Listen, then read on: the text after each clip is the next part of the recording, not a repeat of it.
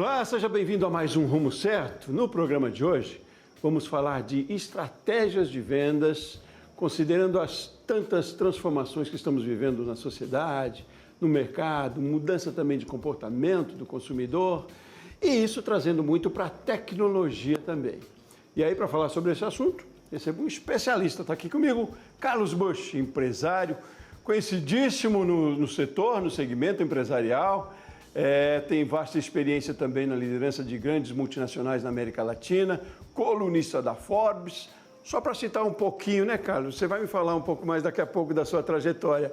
Uma honra ter você aqui conosco, seja muito bem-vindo. Muito obrigado, a honra é minha de toda a nossa audiência aqui, podendo falar um pouco mais de vendas, né? Um assunto tão importante para nós na sociedade. Muito bom. E aí, antes da gente entrar exatamente nas estratégias, eu queria conhecer um pouquinho mais, e as pessoas de casa também, sobre a sua trajetória, o trabalho que você desenvolve hoje. Não, perfeito. O Busch, de uma maneira ampla, né? Se a gente fosse resumir, eu sou um profissional que nos últimos 25 anos eu liderei grandes operações de vendas e marketing, né?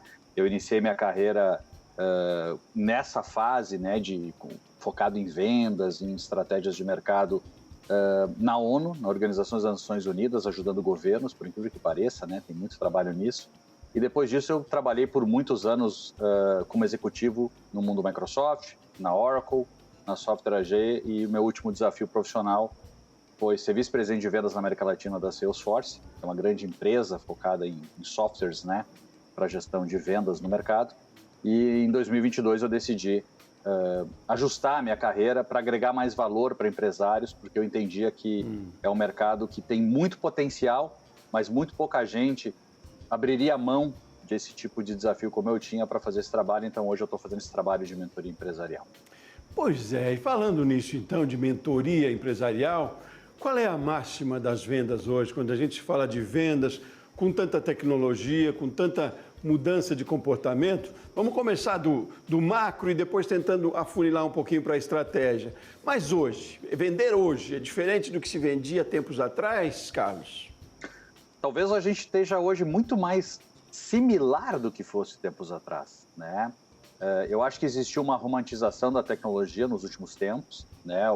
Uma busca constante, até pela escala, né, de se automatizar processos, de se robotizar conversas e atendimentos, o que acabou não gerando os frutos que se desejava, exatamente porque a gente abriu mão da personalização da relação com as pessoas, né?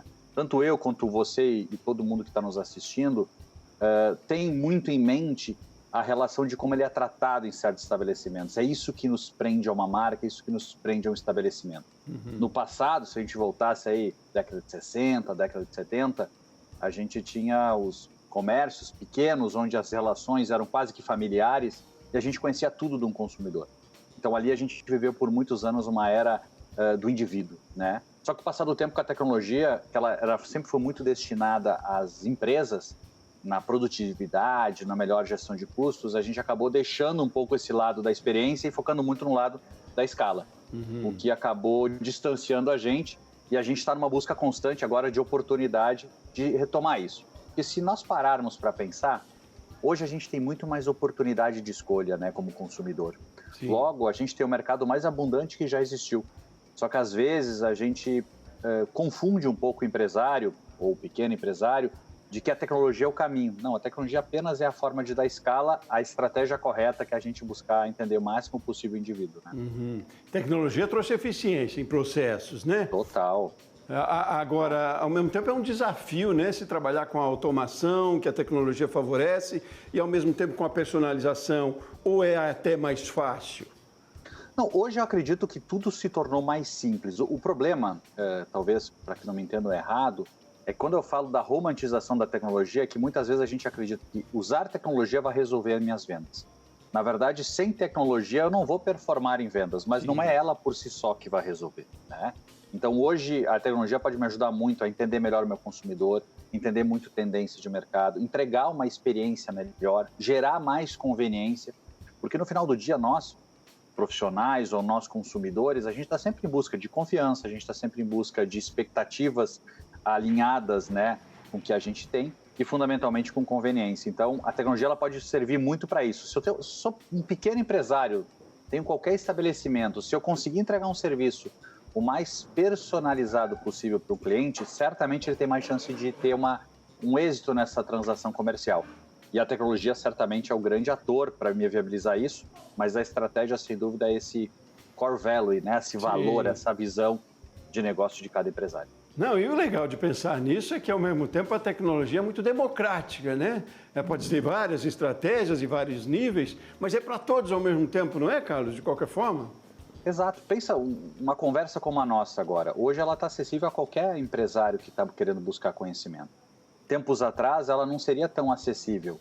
Teria muito menos possibilidades de conteúdos e conteúdos, talvez, não na narrativa de permitir que o pequeno tivesse êxito. No passado, era muito mais concentrado nas grandes companhias, até porque era muito mais disputado o tempo. Hoje, cada pessoa busca o que quer de informação e, com isso, ela pode ter, de uma forma muito, digamos, até vasta, acesso a informações para ajudar o negócio dela, como a nossa conversa. Então, a tecnologia, certamente, ela democratizou muito o acesso à informação e também ela permite hoje que, independente do tamanho de cada comércio, de cada empresa, a gente pode rapidamente ter grandes resultados, né? Porque hoje a gente tem uma capacidade de conexão com as pessoas, ou menos uma possibilidade muito grande, né? Bom, mas aí exige isso, né? Estratégia, existe técnica para cada ação dessa, para que seja eficiente também, né? Porque, ao mesmo tempo que é facilitadora a tecnologia, né? Se a gente for pensar, tem soluções na palma da mão, mas para que seja eficiente também precisa ser muito bem planejado, muito bem feito, né? Vamos para as estratégias, então, que você diria, dá para a gente pontuar algumas estratégias de eficiência com o uso da tecnologia para melhorar a relação B2C, por exemplo, né? Empresas com consumidor e também empresas com empresas, né? Mas vamos por partes primeiro aí, com esse nosso foco aí no consumidor, de empresas para consumidor e trazendo isso também para os segmentos ou para níveis de empresas um pouco menores. Como é que se dá? Por onde se começa? Eu acho que a primeira questão importante, que pouca gente fala de verdade nisso, é eu entender para quem eu, de fato, quero oferecer meus serviços. Hoje, a gente, de certa forma, com o uso de tecnologia, a gente pode chegar praticamente a todas as pessoas. Só que se eu quiser conversar com todas, eu acabo não conversando com nenhuma. Então é importante eu decidir com quem eu quero conversar, para que eu gere conteúdos, eu gere um direcionamento de ofertas e estratégias coerentes com aquele interesse de pessoa, para que eu consiga o primeiro aspecto de tudo, a atenção. Acho que o primeiro aspecto que muito se peca no mercado é que a gente precisa da atenção das pessoas. E para eu conseguir atenção, eu tenho que ser muito mais interessante do que interesseiro. Eu preciso ter aspectos que gerem o desejo daquela pessoa com atenção comigo. Então, a primeira estratégia, se eu tivesse um negócio hoje, eu desenharia para conhecer um pouco das pessoas que eu quero conversar. Uma vez que eu conheço essas pessoas, eu começo a entender as necessidades, os desafios delas. E aí eu trabalho muito forte o posicionamento da minha oferta, muito mais para o lado, vou chamar assim, emocional das pessoas do que o lado racional. Porque a gente, assim, segundo os estudos de neuromarketing, neurociência, eles colocam que 95% das nossas decisões, seja de compra, seja de posicionamento, elas são emocionais. Depois a gente busca um aspecto racional para justificar. O que eu quero trazer com isso? Trate bem a pessoa. Entenda exatamente se você está conversando no tom que ela gostaria. Independente se você vende pão, se você vende roupa, se você vende carro. É exatamente assim que começa o processo. E a terceira questão é método. Ou seja, escolhi a pessoa certa. Estou me relacionando com ela da maneira que eu deveria. O terceiro aspecto, a gente entra aí fundamentalmente em método, que aí entra a questão de aproveitar a informação que eu estou tendo acesso, personalizar o meu discurso. E eu tenho uma frase que talvez ecoe de uma maneira um pouco disruptiva na cabeça das pessoas, é que a gente não deve cobrar vendas de vendedor. De vendedor a gente tem que cobrar trabalho. O que eu quero dizer com isso? Se eu cobro venda, eu faço com que a pessoa, independente de como ela conduza o dia dela, seja atendente de loja, seja um profissional de campo, eu estou cobrando só o resultado. E eu não estou cobrando o trabalho. Então, automaticamente, eu posso estar reconhecendo um resultado positivo, pessoas que não trabalham da maneira que vai levar minha empresa mais adiante. E da mesma forma, se eu cobrar só resultado, eu posso pré-julgar pessoas que fazem trabalho bom, mas elas não estão tendo resultado por N outras variáveis que eu particularmente não estou prestando atenção.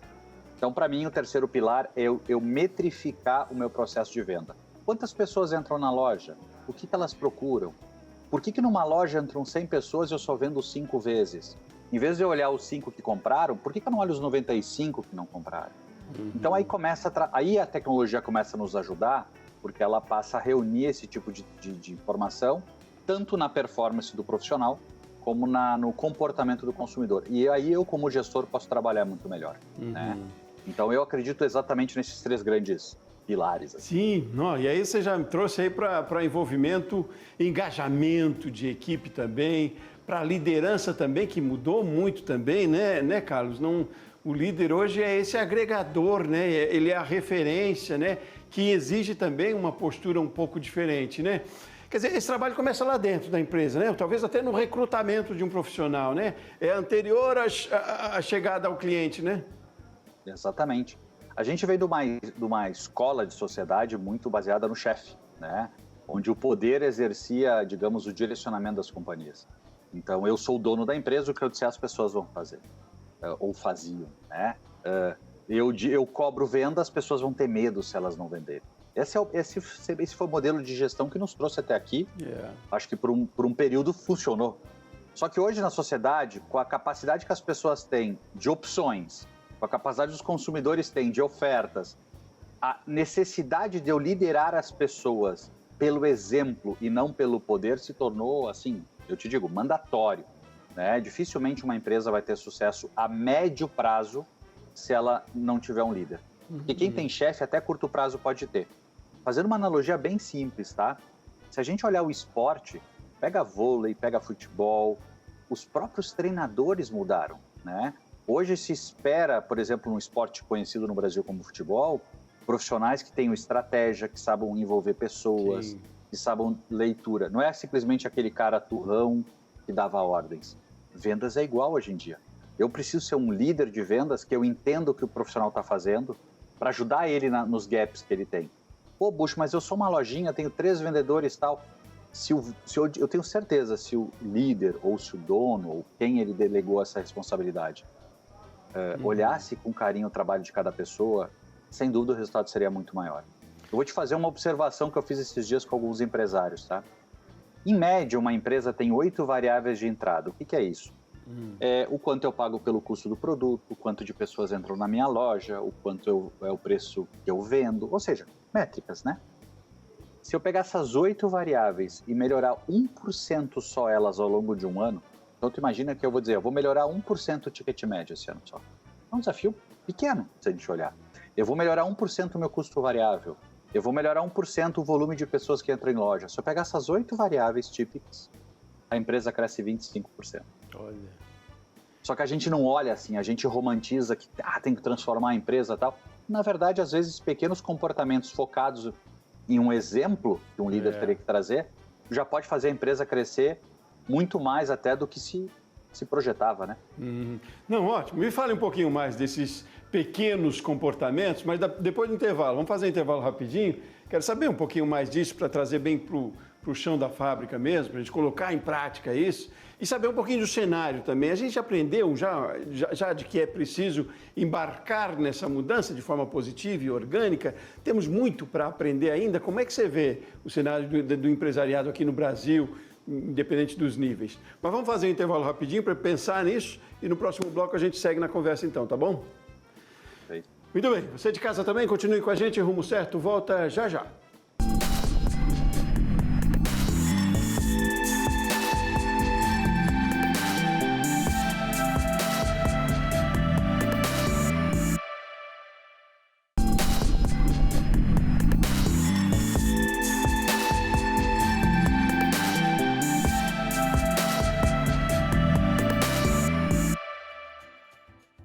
Seguimos com o Rumo Certo e que bom ter você aqui com a gente. Hoje nós estamos falando sobre estratégias de vendas, considerando tantas transformações que a gente está vivendo na sociedade, aí no mercado também, nas relações de trabalho. E aí a gente tem um especialista no assunto, com muita vivência, muita experiência, Carlos Bush, empresário, fala com a gente lá de São Paulo.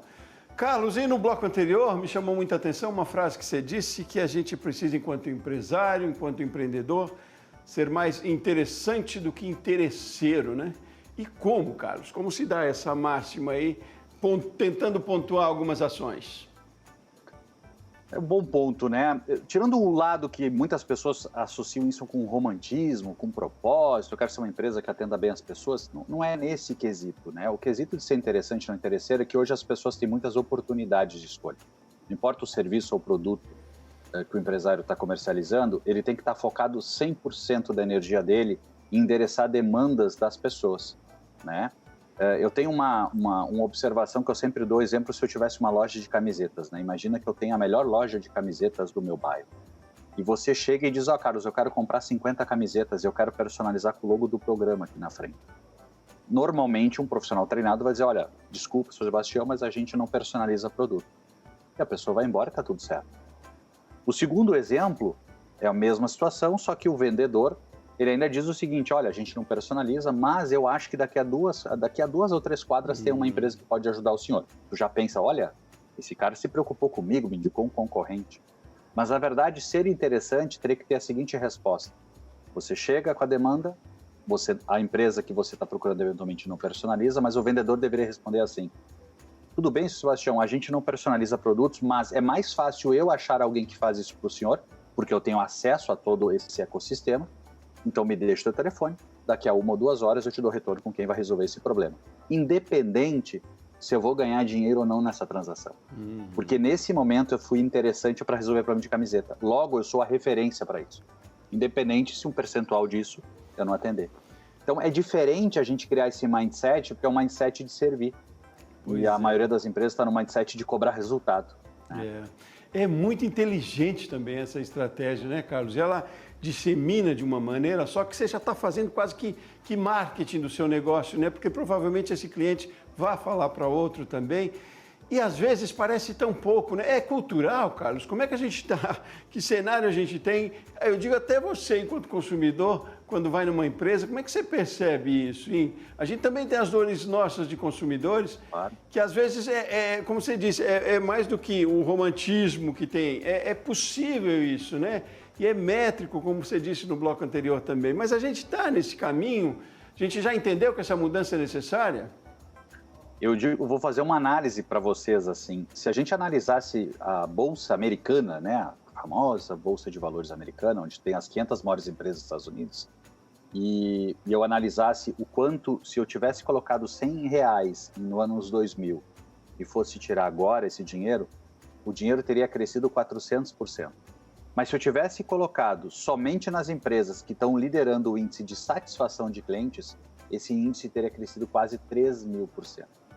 O que eu quero trazer com o indicador matemático? Para mostrar que não é romantismo. E segundo, é que quem atende cliente, quem serve cliente é que consegue ter êxito no mercado nos tempos atuais. O que eu tenho visto cada vez mais são empresários e empresas com dificuldade de tracionar em vendas. Claro, parte por posicionamento, parte por não ter método, mas parte por não entender que eles têm que servir. Tem uma frase que eu gosto muito do William Ury, que ele fala o seguinte, que o consumidor ele vai esquecer do nosso nome, da gente, ele vai esquecer de o que a gente vendeu, mas nunca de como ele se sentiu. E eu acho que é justamente a grande oportunidade que a gente está deixando de lado. Notem, eu estou falando muito de posicionamento, de se preocupar com o cliente e ser servil. Mas, obviamente, que tem o outro lado, que é muito método, muita resiliência de vendas, para entender que vendas é um método, é repetição, né? É analisar número, é entender o comportamento, é se preocupar muito mais em mensurar trabalho do que mensurar resultado. Então, se eu conseguir trabalhar as duas pontas, ou seja, focar no cliente e ter um método produtivo, vamos chamar assim, é praticamente impossível não ter resultado. Porque se as pessoas gostam do que eu faço, o meu produto tem um alinhamento do que eu estou me propondo a fazer, e o meu time entende que ele tem que trabalhar de um jeito ao qual eu sou um exemplo, fica bem difícil não dar certo, né? Pois é, e você diria que é quase que mais postura do que investimento? Dá para fazer sem ter que investir tanto? Sem dúvida, sem dúvida. Eu sou da opinião, por mais que eu vivi mais de 2 décadas liderando grandes projetos, grandes transformações no Brasil e na América Latina de tecnologia, eu sou muito honesto em dizer que a tecnologia ela é meio, ela não é fim, né? Ela serve muito mais para escalar. Uma boa ideia não precisa de tecnologia para dar certo. Entre aspas, né, obviamente, tem casos. Mas eu, com um esforço, direcionamento, cultura, eu posso ter muito resultado. Aí você, para escalar isso, obviamente, que aí você vai ter que buscar tecnologia para escalar. Mas a tecnologia vem depois. Ela não é a solução. Ela é, talvez, a propulsão de poder escalar esse resultado. E o que eu vejo na maioria dos empresários é que, com a necessidade de vender e por não estar tendo a previsibilidade de vendas que ele gostaria, ele acaba abdicando justamente do cliente. Se a gente olhar as maiores empresas hoje que a gente presta serviço de volume no Brasil, né, os mais variados segmentos, eu não vou dar exemplos aqui, você vai começar a ver que quanto menos o dono está na companhia, menos ela está focada no cliente. Por quê? Porque o executivo acaba focando muito mais na sua meta do que no cliente. Então, o desafio e a grande oportunidade, ao mesmo tempo, para o pequeno e médio empresário, é que ele estando junto, ele pode focar exatamente onde importa, e é ali que ele vai crescer. Vou trazer para o dia a dia, então, de novo, lá, insistindo um pouco mais nessa questão. Então, eu, enquanto empresário, estou lá ouvindo a nossa entrevista aqui, um outro empresário está ouvindo a nossa entrevista e ficou instigado em querer aplicar alguma das estratégias mais eficientes hoje. Como é que faz? Por onde eu começo, né? Se eu não preciso, talvez, investir muito em tecnologia, mas numas ações pontuais, dia a dia. Traz aqui para a gente enxergar, que às vezes está ali no nariz da gente, a gente não vê o quanto pode ser fácil de fazer. Vamos lá. Eu vou descer um nível até, eu não vou nem falar de método, eu vou falar de comportamento. Olha só, eu lidero uma padaria. Vou pegar um exemplo simples que todos nós podemos entender o exemplo que eu quero dar. Se eu vou numa padaria e quero comprar queijo fracionado, queijo fatiado, que faz isso, por que o profissional que está cortando o queijo, ele não me dá uma fatia para provar o queijo quando ele vai fatiar? Pô, Carlos, mas aí eu vou perder, se vem 100 clientes comprar, eu perco 100 fatias de queijo. Se você pegar 100 fatias de queijo, ver o peso que dá, o dinheiro que seria o seu custo, e você distribuir no peso do quilo, talvez aumente 1 centavo quilo 2. Mas você vai criar uma relação com o seu público de que todo mundo vai querer na tua padaria porque eles sempre já compram o queijo, já sente o gosto e assim por diante. Isso é ser interessante antes de ser interesseiro. Entende? Então, muitas vezes, eu tenho que investir no cliente para poder ter o retorno. Eu tenho que entregar algo para ele que surpreenda ele. Eu não estou dizendo ter desperdício, eu estou dizendo ser interessante. Então, se eu tenho uma padaria, eu faria isso. Se eu tenho uma loja, eu tenho um profissional que eu chamo de atendente na loja. A primeira mudança é não chamar mais de atendente, é chamar de vendedor. Porque atendente é aquele que atende. Então, quer dizer que se não entrar ninguém na loja, ele não faz nada? Não. Eu quero que ele, quando não tiver ninguém na loja, ele tenha 50 telefones que ele tem que ligar e não tem que oferecer produto. Ele tem que ligar e perguntar para o cliente: tá tudo bem contigo? Entendeu? São pequenas coisas que nós, seres humanos, valorizamos. Né? E muitas vezes a gente... Seria muito cômodo para mim vender dificuldade, né? Eu pegar e dizer, não, temos que ter a melhor estratégia comercial. Seria, assim, oportunístico. Mas eu acho que antes disso é comportamental, é visão. E fideliza, né, Carlos? Mais do que a venda primeira ali, mas um pós-venda também tem todo esse trabalho que faz com que aquele cliente volte para você, né? Talvez mais do que conquistar um novo é manter o que se tem, né?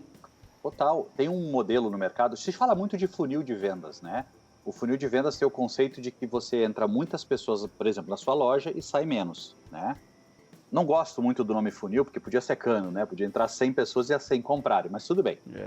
O que eu quero trazer é que muita gente sempre pensa, precisa aumentar vendas, então a gente tem que botar mais gente no início do funil. Na verdade, é comprovado estatisticamente que se você tratar bem o cliente, ele vai gerar um efeito que a gente chama de ampulheta, ou seja, o funil grande diminui quem compra, mas quem compra fica tão feliz que te traz mais clientes e aumenta. Ótimo. Então, satisfazer clientes te dá mais retorno do que captar novos clientes. Maravilha. Não estou nem falando de vender mais para os mesmos, né? Que é uma outra coisa que pouco se olha para o mercado. Por exemplo, você tem um estabelecimento comercial, você tem que olhar questões... É uma palavra difícil, mas ela é bem simples. Recência. O que é recência? Você vende sapato, o Carlos compra sapato na sua loja em março e em dezembro. Adianta tu tentar fazer promoção para o Carlos fora dessa época? Fora dessa época, tu tem que motivar o Carlos a, eventualmente, querer comprar calçado. E na época que ele já compra, você não precisaria fazer promoção, porque ele já compra. Né? Entende? Curioso. Carlos, é um assunto que levaria tempo aqui, porque é muito interessante, né? Esse tipo de conversa muito interessante. Fico muito feliz que você tenha disponibilizado aí do seu tempo, compartilhado seu conhecimento aqui com a gente para levar para outros empresários também. Muito obrigado pela sua participação hoje aqui. Bom trabalho para você aí. Obrigado a vocês e parabéns pelo trabalho aí, pelo programa. Muito bem.